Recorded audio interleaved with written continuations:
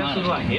जर मराठी उमेदवार एनडीएने दिला तर या अगोदर देखील असं झालंय की मराठी उमेदवार असताना तुम्ही पाठिंबा दिला होता, तर अशा पद्धतीने जर मराठी उमेदवार आला तर आपण या सगळ्या शक्यता ज्या वेळेला जाहीर होतील तेव्हा बोलूया. कारण उगाच आपण त्याच्यावरनं त्यांच्या मनात काय आपण कशाला हे करायचे, तर तेव्हा जेव्हा तो विषय समोर येईल तेव्हा बघू ना. आपण तर मराठी उमेदवार असेल तर समोर आधी येऊ दे, आपण बघू त्याच्यानंतर. म्हणजे असं मग मराठी आलं, मग बंगाली आले, मग तमिळ आलं, मग पंजाबी आलं, असं करण्यात काय अर्थ आहे? त्यांच्याकडनं येऊ तर दे. पहिला महत्वाचा विषय की पहिलं उपराष्ट्रपतींना तडकाफडकी काढलं का आणि उपराष्ट्रपती महोदय आत्ता आहेत कुठे, हा विषय महत्वाचा आहे.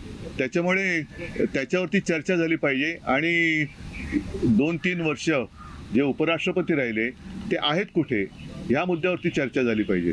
तर गेल्या वेळी तुम्ही त्यांना भेटला होता, तर असा काही विषय आहे का की ते भेटत होते विरोधी पक्षांच्या नेत्यांना? त्यामुळे मला काय माहित नाही. त्याच्यानंतर आता भेटले तर मी बोलू शकेन, पण भेट घ्यायची झाली तर ते आहेत कुठे माहिती नाहीत.